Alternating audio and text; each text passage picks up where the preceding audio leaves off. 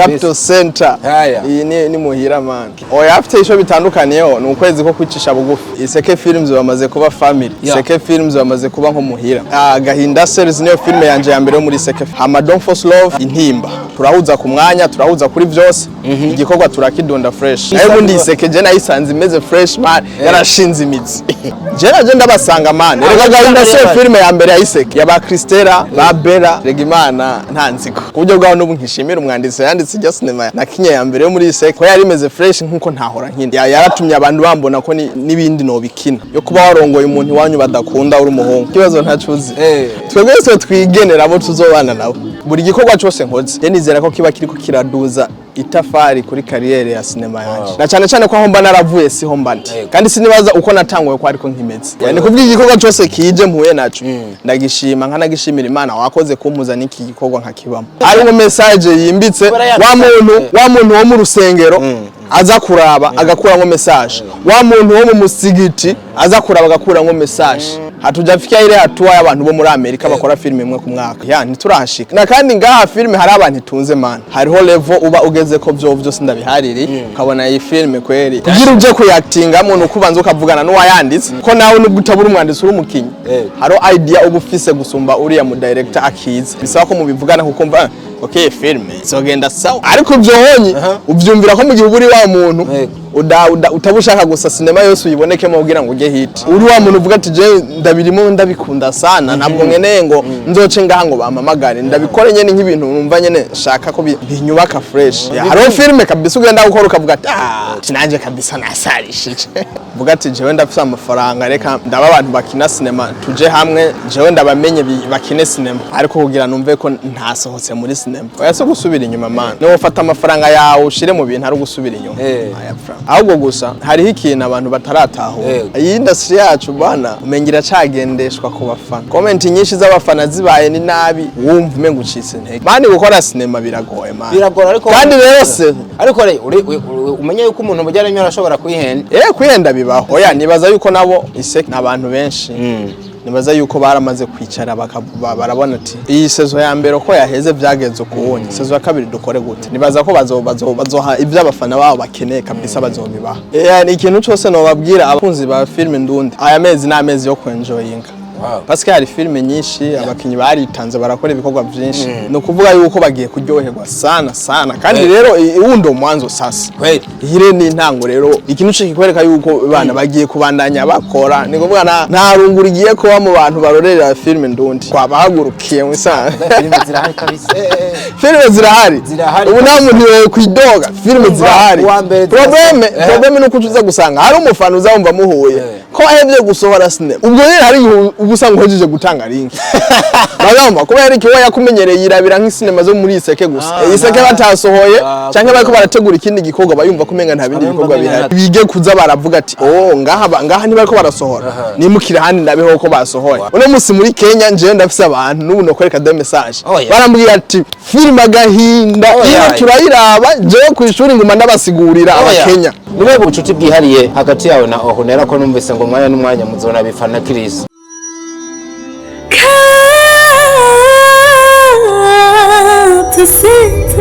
Capital Center, where hard work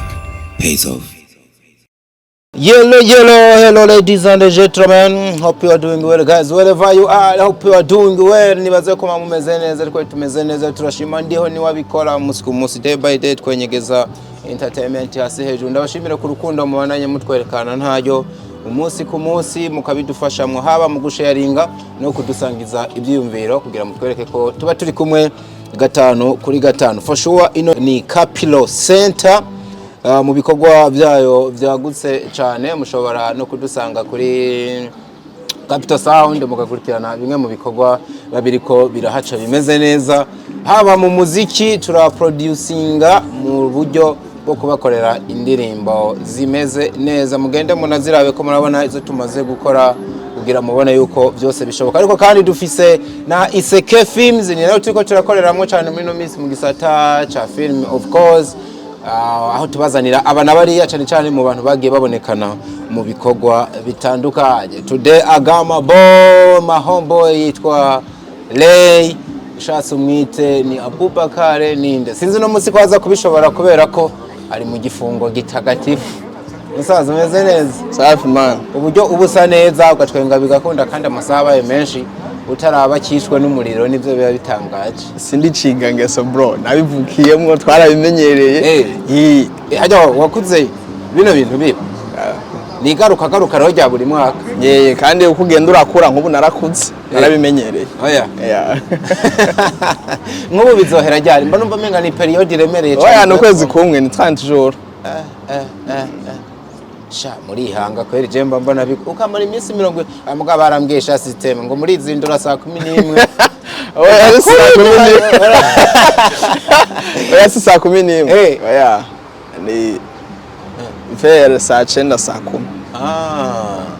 Ukabanza ugasenyura nk'ikiro c'ipirawo. Mugakubita n'ibindi byose bikeneye umuhungu agaca yicara ngo arafunze. Ugategereza saa 11 ni 6 zinjiye. Rero agacongera akicara imbere y'isahani y'umuceri kabisa. Sharema ukagufunga kwanyu. Oya uzikora abantu basanzwe babaye huko nubundi muri buno buzima atani igifungo barimo. Numva habaye distance y'amasaha ngana nta masaha 12 ari. Oya afite isho bitandukaniyeho ni ukwezi ko kwicisha bugufi. Mwuwo mwanya ubumeze nkuko hari ibikorwa byinshi by'Imana wimiri uhamirijwe nako gukora. Gusumba yandi mezi ko no mu yandi mezi ushaka ufunga. Sikucisha bugufi imbere y'Imana. Nukubera ko abantu benshi babikonta muri yo sanse nako ndavuga yo kuba umuntu yiyimye akababaza umubiri ariko urumva hari yindi ntambuko muca mutera yo kuba imbere y'Imana. Bivuze yuko nk'ubu nka twa tudosiye twawe ucubanza ugashira hasi. Nta dosiye ngira mani sindajya kumusaga. Ubuse dosiye ari kumusaga. Navuze twatundi ko ku beach mu majardin ahantu heza bijya none ko kabarakazi uherekejwe ucubanza ugashira ku ruhande abiba kajya kabarakazi nsuba no kumwita ngo bebe ndagukumba ntaco byica ariko so kabisa nuko biba bimeze twakira uno muhungu yitwa Lay numwe mu bahungu bagiye babikora ariko kandi banabikoze biciye kuri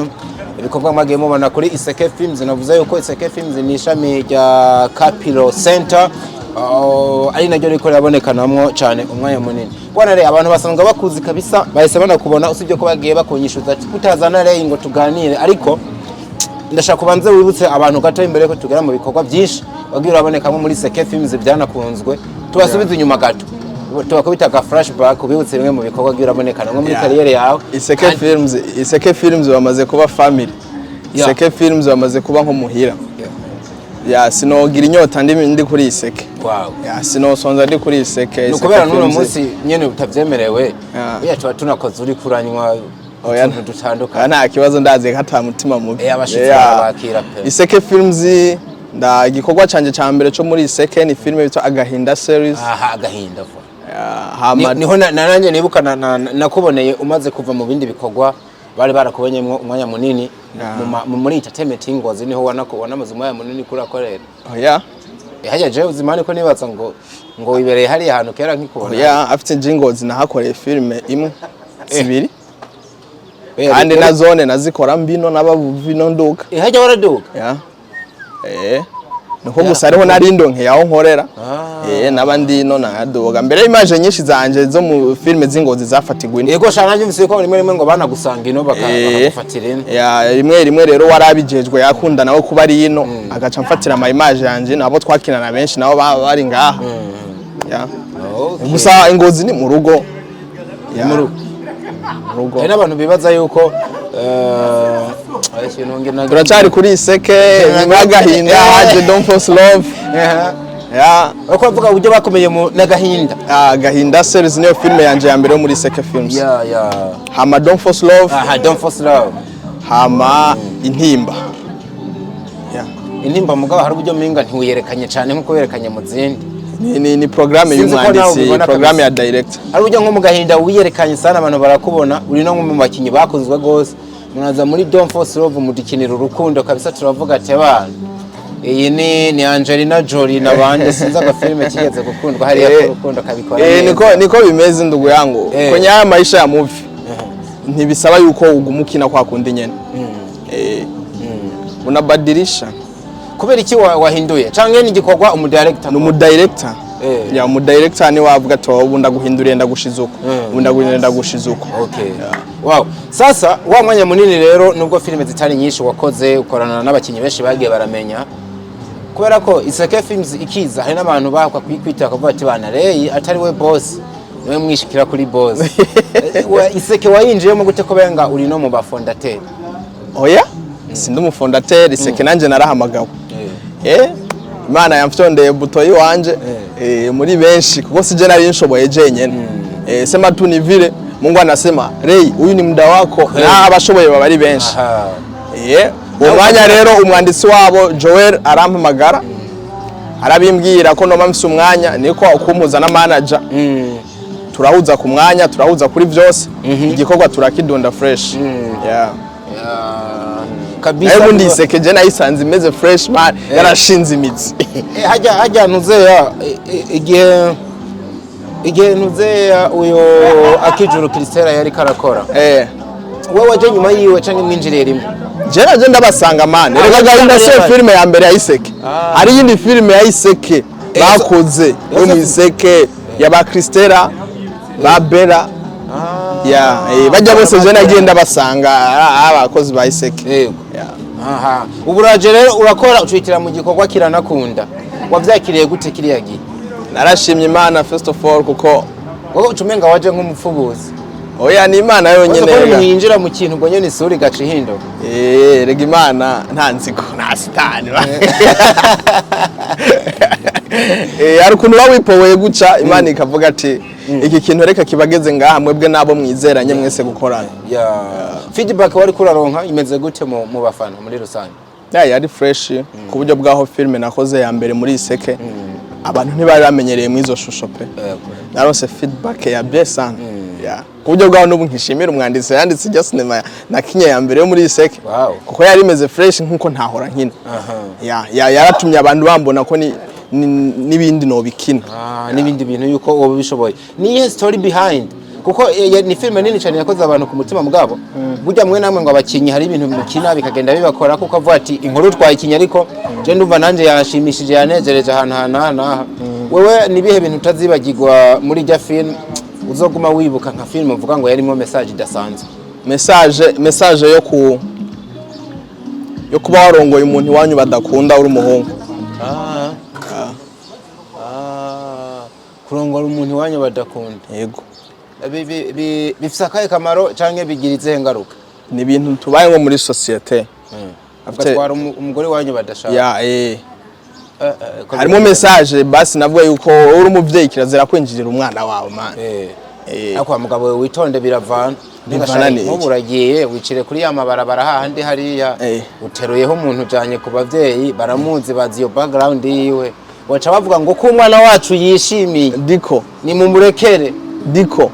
maisha hubadilika ndugu yangu kandi umuntu ashatse guhinduka arahinduka. Rega ni ndaya zirakunda ba mfasha wavuga ngo tubaye muri society turi mu kibanga ugizanye babandi kabisa babandi amazina ntiyewe ndavuga sivyo ugasanga mbere babazi ko nandi madosiye menshi harimo nkekana y'abasore bagenzawe urisira yuko mama wawe canke mushiko yabavati nukuri musaza wacu muhungu wanje ukoza amateka ko mbura hari gihe ubu mubereye impinduka wo muntu rega nuko kubera ikintu uza kuvunika windira umuntu azogutwara nk'imyaka indwi bidufata kandi hari undi muntu atari kugutwara n'amezi abiri. Ikibazo ntacuzi twebwe twigenera abo tuzobana nabo. Urashobora kuba ufise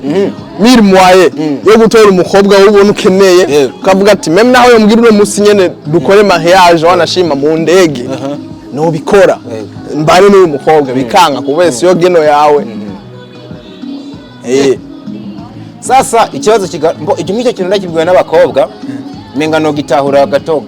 mwo gato abahungu dufate gano kana abahungu amaso y'abagabo ngo niyabanza gashima niyakunda sivyo uri mibarabara kuri tembera cyangwa uri hehe ubonye umukobwa uramushimye kumukunda bihera aho hantu uramupropose kugeza igihe yemeye muri uwo mwanya ntumva yuko we ari we wihitiyemo. Of course Imana ibiri hejuru y'ibyo bintu byose mugabo we niwe wigiriye yoshwa biramutse atari ivyo guhitamwo nabi ntivyo baho awizera wa mugabo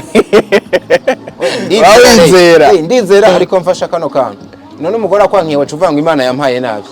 akwankiye gute nyene utwaye nk'umugore ubuzima buranse urugo ruranse kugeza igihe haba vya bintu ibi twita ngo ama divorce none ushwanira Imana canke wewe nyene ubwo wakwikubita ati narongoye nabi none we nturabona yuko habaho uwo muntu abantu babana akagirana divorce wanashima sibyo ariko umugore agaca nk'undi umugabo amutwara bagaca babana kugeza ubuzima bwabo buhagaze n'umugabo wanashima nawe akaronka nk'undi umugore uko nyene nivyo bawarandikiwe ivyo nyene kandi ntufise ico kubihindurako muko kwizera kwa Ronsa ndiko ndumva kurimwo philosophique nguzi impamvu ucumenga twagenda nk'impumyi Imana yo nyene kaduhitiramo ariko rero none nta mpumyi zifise abagore nta mpumyi ifise umwana ariko yarakoresheje umuntu nta muragi ahari uzafise umusheri kabisa umushushu be wa be aba yarakoresheje umunwa akamure none Imana itakoresheje umunwa akoresha ibimenye Imana itavuga ati ndabahuze mwebwe nyene uko nyene mumeze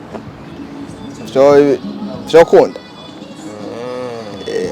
mambo ya Mungu hayaingiriwi kweli anabaki hivyo tuyaana uko nyene ntihagira ikintu twongeza ko ntihagire nico tugabanya ko kuvy'Imana yavuze sasa rero ikintu cyitwa kuresha canke kudiraga nkoresha ikintu aba hano bumva n'ingoga kimaze iki kandi no mugihe wari kuba wicariye nka hano wari kuzubona yizanye ya rero Imana ifashe wifashije ujya twabandanye no gutora ifashe wifashe niyo mpamvu ushobora guhaguruka ibujumbura ukaja Makamba ukaja Ingozi kurondetse ukazobona uramuguye kuno kuvuga ngo of course wateye intambwe mugabe Imana iguterera zazindi zisigaye hanyuma ikindi kintu rero ashobora gushiramwe ubujuju ugahitamwo nabi kandi Imana yoyo iragupangiye umugambi wo kuguhitiramwo neza sinzi ko ako kantu kumva ego ujya urana hagiye uri kuratambuka mu barabara ugatsitara Imana ibigukebuye rero bihisemwo nabi ni hantu usanga mwavanye ukaja gutora uwundi meme ugeze no muri batatu ari ugasanga uwawe wa vrai n'ugira kane none bibaho ego ukabandanya ugerageza nuko gusa bigaze kurikira muntu kuko umuhinduranya ugerageza nk'upima amatere kwa nyerera n'atenyerera umusanga none umuntu nawe aca gufata uko ashaka kandi umuntu ntiyo gufata nkuko Imana igufata karumvikana cyane ko turivugira ku gahinda ikigwa kirimo canke ivyo bita leçon morale ariko nkuko yavuze ni ibintu biba mu kibano ibintu biba ugasanga umuvyeyi wawe ntiyashimye umugore wawe kandi ugasanga umugore wawe nawe ntiyishimiye abavyeyi bawe ahubwo sha iyo bitabaye uko biba ku yindi kote ugasanga umugore akenshi wabimukundishije warabikunda ariko ikintu cyitwa ngo urwanko rw'abakazana nabaye nabukwe wa mugabo na madosiye manini y'imyaka minini yani atari biragoye tuzobiba mukunyenega ariko tuzobitse je nama nibaza canke ba mama bacu rimwe baradufuhire wabonye tuzanya abandi bantu mu buzima bwacu ndiko nta muvyeyi yo kwipfuriza umwana wiwe kuja ahantu hameze fo canke kubona atari mu vyitsi rero umuvyeyi atushije akabona uwawe nta sigu yiwe agomba kugira amakenga nyene wowe katabazi nyene mwahuye urakoze cyane none hakenewe guya mama wawe canke hakenewe guyi wawe niyo mpamvu rero uko bigenda kose wowe ugomba gukunda umugore wawe utitaye ku vy'abavyeyi bawe bamukorera ni naco cigwa kirimo kinini muri ijya filime kabisa so murabandanye mwe ya muto mudukubita tforcelove n'ubundi uyibonekana ndashaka unandukaniriza ya mbere bayumvise na tforcelove kuri wewe kikaria canke uburyo waba ariko urevoriwe zino filime zibiri zisigura iki kuri wewe hanyuma ziza gutandukanira he mu bijanye no gushira ingazi kuri kariyere yawe sindagutahuye neza amen urabona hari uburyo umuntu akora ibikorwa agakora iki agakora ni dufate nko kubaririmbyi agasohora indirimbo igahitinga akavuga ati yaransigiye amafaranga akaza n'indi nyene dufate igahitinga mugabo ikamuha amafaranga ikamuha nka fame kumenyekana byonyene wera bino bikorwa bibiri byose byakunzwe ufatiye kuri message feedback n'uburyo wewe ubizi wo bitandukanya gute ugayanije no nyungu byakugiriye muri kariyere yawe haraba mu itandukaniro gatonye bivanye ya personality y'umuntu ico umuntu abarondera mu bintu abarimo sivyo jewe muri cinema sindondera kumenyeka ni ibintu nkunda ndabikore wanashima sinumve n'umbwira iki niki ariko nkaba naragikoze ni fresh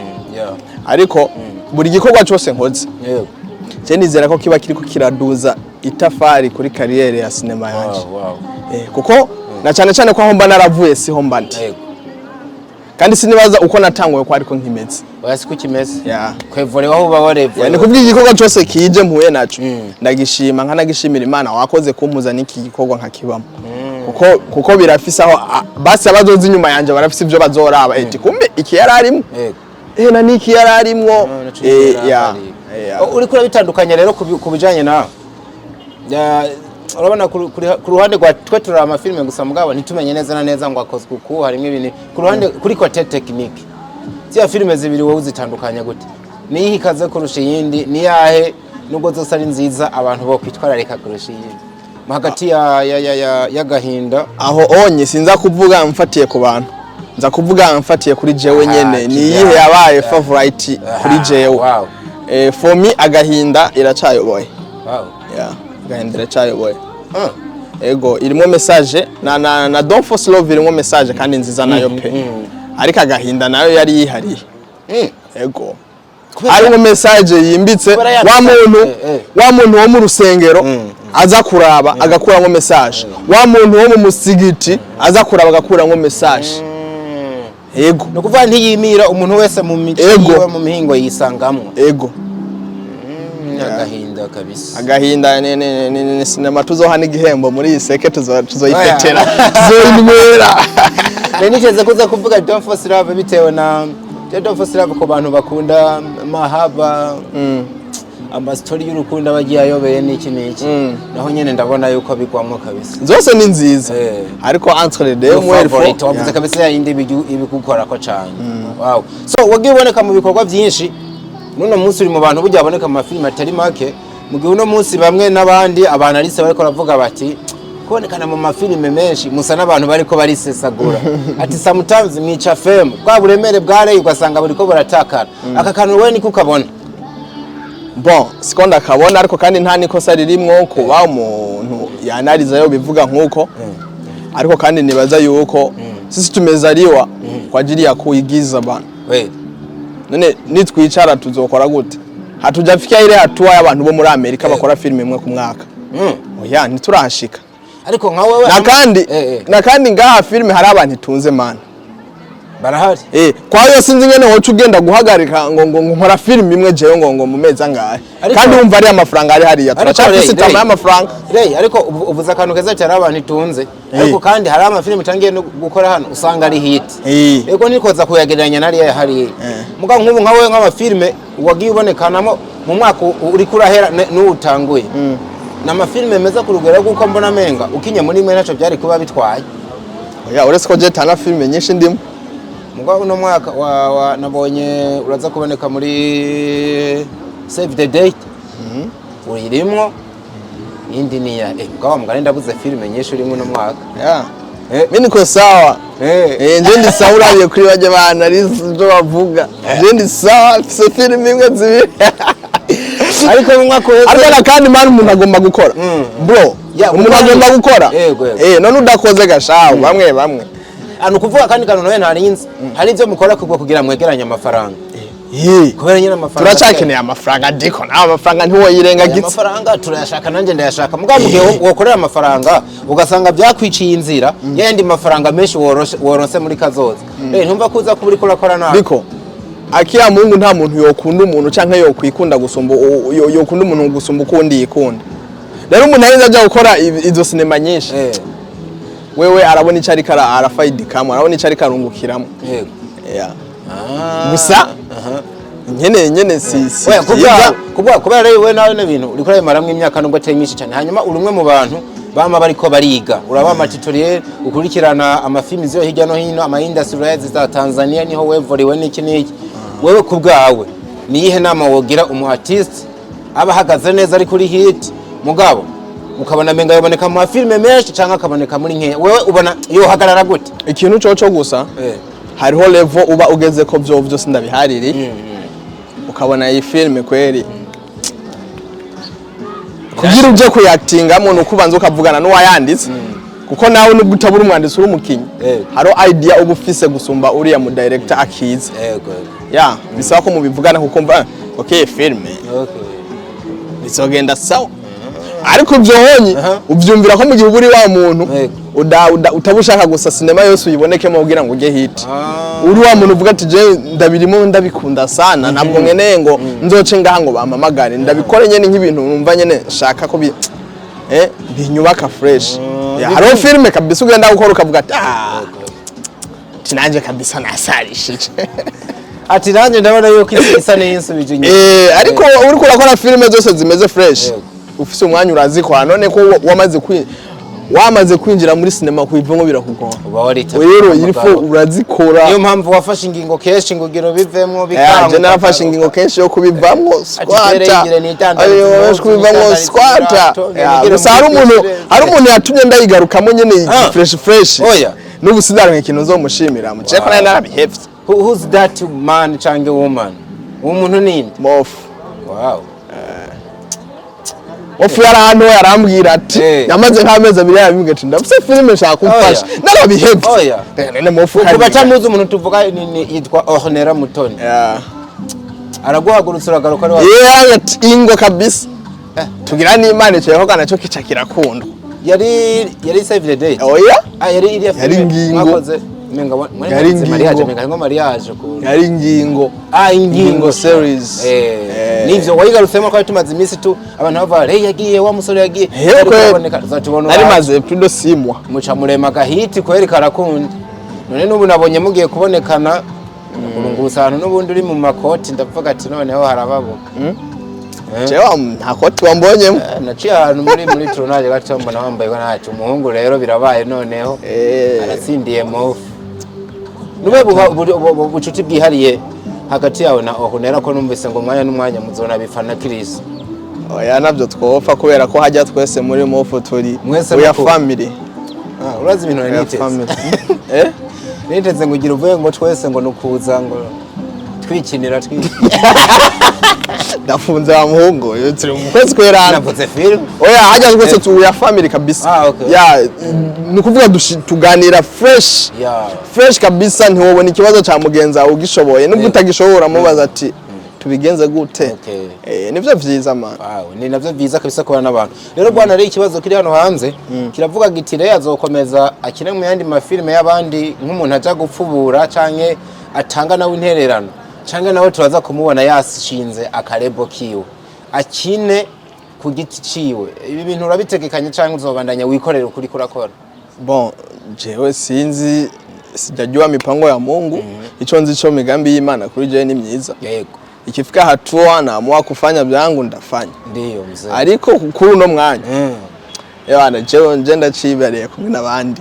ndacifatanya kumwe nta kagambi uvuga ati ndabona ko ohera agaceno kabayeho akorewe amafaranga yo gukora ibyawe urayafise utanayafise nto bura abantu bayekwemvesisamwo amuhungu ngura nakundwa cyane erega ibintu byose no muhamagaro bro ariko umuhamagaro urawufise waravyerekanye no gukina neza ndika nuratangira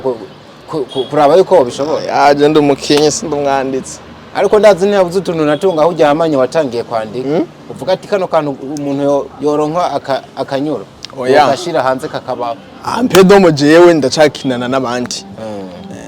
mugabo uriyumvira yuko wa mugani wawe Imana niya bigufashamwo ntabwo ushobora gusaza muri kariyere yawe tutagoye nje ndashobora no kuba ahubwo no ba nk'umuntu uvuga ati jewe ndafite amafaranga reka ndaba abantu bakina cinema tuje hamwe jewe ndabamenye bakine cinema ariko kugira numve ko ntasohotse muri cinema numve ko hariho cinema nashitsemo ukuboko birumvikana cyane sasa amakuru ya hagufi fise avuga yuko abantu bitwa Iseke Films niyo kwatangiye tuvuga umwanya n'umwanya baza guhaguruka kuri season 2 yino filme yabo bariko barakora filme yanakunzwe ariko abantu bavuga bati menga muratubite mutuzane n'ibindi bikorwa byinshi ngo baraza guhaguruka baje n'ubundi no kwita gusubira mu gikoni mu bakinyi bahamagaho canke bagiye kwitwaza uraza kubonekana mu canke season 2 abantu nibakwiteka mu ntimba biravana n'umwanditsi ivyo ayo makuru bayabaza umwanditsi ni murayaga kugera ubu nta makuru bufise kuko nibaza ko atanu kwezi gusigaye bata nibategura bazoduhamagara mu gihe tuzoba twahiswemo ibintu byagiye bivugwa bakavuga ati no filme ni nziza mugabo uwo menga Iseke yahinduye gato y'ukuboko kubijanye n'uburyo image ziboneka aka kantu wowe nimbora kabonye wakakiriye gute impinduka yabaye nyene canke nubundi buhinga mwashizemo kubera nawe uri umuntu wabo wagufi bon je nibaza yuko urabe nk'agahinda uburyo yase urabe tforcelove ubugimeze ucuraba intimba ni evolution canke muri ko muratera musubira inyuma oya so gusubira inyuma man no ufata amafaranga yawe ushire mu bintu ari gusubira inyuma aya franga ahubwo gusa hariho ikintu abantu batarataho iyi industry yacu bana umengira cagendeshwa ku bafana comment nyinshi z'abafana zibaye ni nabi wumva umenga ucitse intege ariko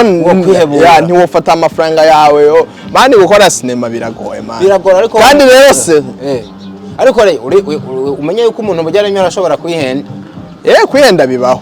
basanga basubiye inyuma ntuje imbere agendesha inuze igitsinzi oya nibaza yuko nabo ni Iseke n'abantu benshi nibaza yuko baramaze kwicara barabona ati iyi sezo ya mbere ko yaheze byageze kuwonye sezo ya kabiri dukore gute nibaza ko bazoha ibyo abafana babo bakeneye kabisa bazobibaha ariko havuyemo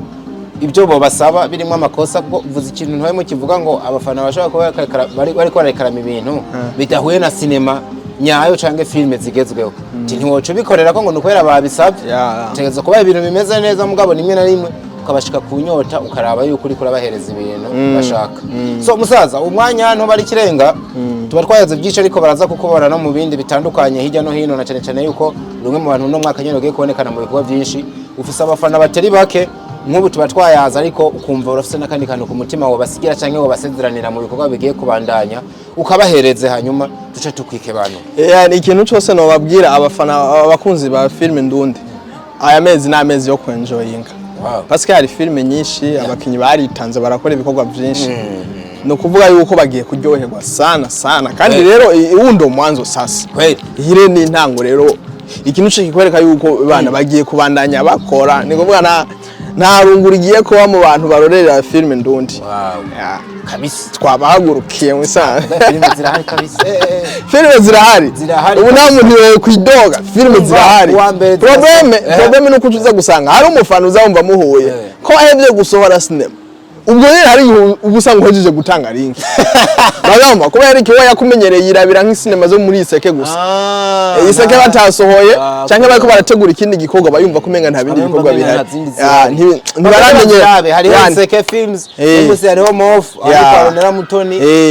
BMT ra Kapital ya G5 hari iramomora ni nyinshi sana ba GN hari abaguma batamwo bamimi hari abaguma basekwa urumva rero ni bariko barasohora nibige kuza baravuga ati ngaha ni bariko barasohora nimukire handi ndabeho ko basohoye ibikorwa ni byinshi kabisa musaza ndagushimira cyane kwa nyuma waduhaye amani n'utundi umuntu tubari kwanakiriye musaza sinongenda mvuze ko urabegwa byo igihe kino kigano cyane ibintu ntabivuze cyo bari n'icyaha ntazanunzi hanira hanyuma mutuntu n'utundi rero nimwe mu basore bari muri no industry bavuga igiswahili neza yani lugha nifa pana ya India kuvuga ngo tutamwangika chini abana kugira Kiswahili hano utazonteranya mpore n'umubongo ansabe gukora interview ngo Kiswahili chizo undi muntu akwaba bana umuntu ilikuwa Fridore nuko atari hagufi neza ujarabizi arabizi kabisa ko kana ko nyena yani bya ilfo ko tuza turaraba ahantu hatwegereye ana cyane ngo ngahe Bujumbura hariho nk'umuntu usanga habaye yaribereye nko muri Tanzania yaribereye nk'ahandi hantu bavuga Kiswahili ugasanga birakunaniye ingene mu communicate nayo ikindi urabona ko ibikorwa byanyu biriko biragenda vyaguka ururimi rw'Igiswahili rusigaye ari mpuzamakungu n'igihe uri za Dubai za hehe urakominika ukuri kwamwe rero mu gihe urwo rurimi ruza kuba ruri international ugasanga urumatisi uraruzi burya nka wowe nk'ubu woja mu bantu nk'ubu casting iyo hano bakeneye abantu baza gukoresha uri mu bantu bohamagaga ubwa mbere kubera ko abantu bafise gw'ikirundi abantu bafise Igiswahili ni benshi urundi rurimi wibitse ndiko ndabana muri entertainment erega barari twabavuga Jenzo witwa Remy Tamboy aragerageza arabizi izo Chris sindumva Igiswahili ciyo izo Chris ubwo nta n'ikirundi aziho yogerageza yo ahubwo nta n'ikirundi azizo z'Igiswahili haje Igiswahili kandi cya kindi hepfo ntiriwe ndavuga ngo izo cha kwica hari witwa Remy Tamboy kabisa nawe nyene hagaze neza undi ni wewe abandi ni ba abandi nyene bo kwishura bakana kominika muga igiswahili dushaka ya probleme nuko man uriya mujama akunda gukora filme zo mu Giswahili ari ben sana ari ben ntashobora gutobora ngaha gusa nkazijya zigiriwe ibintu byo kuza zambuka ugasanga nkaja za Rumonge hari ya Nyanzarake hari aca tobora sana ari aca tobora kabisa kandi nivyo hari ahantu arafise aca tobora sana hari ya ifo ko tuzadukora rega uburundi mani yego uburundi buravuga ikirundi mugabo hari intara nyinshi zivuga Igiswahili yego ifo rero zabagize intara zo muri ni est ukamanuka est ukaja no muri sud ukuva iza cankuzo burya abantu bazi Igiswahili mani ni haregeranye na Tanzania cankuzo baregeranye na Tanzania ukakubita Muyinga kuri border Muyinga hari barakubita Igiswahili fresh ise mbona wavukiye yavuze ati 2-5 ndahabona Muyinga hari n'abadada babye nyashi Wabare bihagurukiye sasa wamanuka Rumonge ho Makamba kabisa bavuga Igiswahili kimwe canyaco umugani wabira kenewe hari abantu babikora kera bro hari filme za kera aba baberi bakunda gukora bafani urumva ugasanga bayikoze mu Giswahili mukazaheze mukabati nizakose man zya filme bro zya filme kandi baragenda gushutinga bagiye gukorezwa ariko za filme zari kuba ari fresh ariko bako baramenyereza bene kuba ibintu byose yego man ariko ubu nta bigihari mwagarutse mu ariko jewe ari nka je nteguye filme ivyo bintu nozobikora man canke mukore ategura nk'igiswahili basa madublage kwa akazi nk'akaseri ndabira nkano mafilme y'ikarating yabaye nko mu Giswahili ijya public yose tukayifata byo ari ibintu byiza hari abantu baba bafise de connection muri Tanzania ushobora kumubwira ati njanira iyi filme kwa DJ Naka hari umutipe yitwa Habona yamazina nuko no gusa n'ubusafisi izina ry'ikirundi usanga nk'uwo umuntu yabaye muri ziriya nzi yarabaye muri timu yanuze umuhisi Kanumba yamazana avuga ati ni muhime bikoko ndabitwara nuko gusa ariko bavuye aca yishinga yirabira jewe 2012 narakoze cinema 2012 narakoze cinema Igiswahili oya ndari ikirundi pe ibaze yuko za Kigoma hariya gupasura za Singida abantu barayiraba bakayemera ko umuntu azi kirundi yarayitafsirinze yose nkuko ubona baroki basigura nawe arayisobanura zikwiragira mu studio yabo baraziraba wikoze mu kirundi we ayishira mu Giswahili yego ntabwo nayikinyemwo ico gihe nari nyuma ya kamera jewe wewe ari nyuma ya kamera ico gihe nari nyuma ya kamera nara kamera gusa ariko iyo sinema hari hose twarumva abantu bagiye bavuga ati isina miliyo uno musi muri Kenya nje ndafise abantu n'ubu nokoreka de message barambwira ati film agahinda iyo turayiraba jewe ku ishuri nguma ndabasigurira abakenya ndakwereka message umuntu ari muri Kenya arandonde yaranyandikiye Nairobi bya bintu birakora kumbe rero tuza ducanga mukaga kubitamwo ucukita mu Giswahili uretse ko igikenya tutogishobora Kenya bavuga gute baza kiraryoshe mugakumiriza samahani kaka samahani after the pronunciation ngoboye unasema unakuja unasema unakuja manze karibu Nairo Cho naenda ivuze kutari kwese bikosora twende pale ukapate mchere maharage ndabikunda ako iki kiri romantic ko unaza ururimi rwose rumvise abantu bariko baruvugana baruzi baruryoshe man yazi rumvise ko bariko baraganira ikiganiro igiswahili ki romantic bikaze sana gifise amajambo menshi aryoshe kwa ibintu by'urukundo yani mahaba birakwana n'ibintu by'umubabaro byose mu Giswahili uraza umuntu avuga Igiswahili yagukora ikosa kaza kugusaba ikigongo nakunda kumutomo babarira ariko cy'urugande mbano mbaruja kaze ngo urugande ruratesa abantu bari baravuga ngo nengambira muri Eregi we nabo bari babiri bakize uraryohego kagumubara bavuga hari ahantu mporanje nyene nkasanga banimfirisa no kwavuga ikigande biratesa mwese bonyabo munengambira wakoze kuzana gushimira amani mzee amani sana Capital Center iyi ni muhira man kizazi sana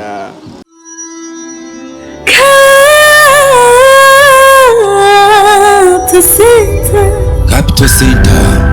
where hard work pays off.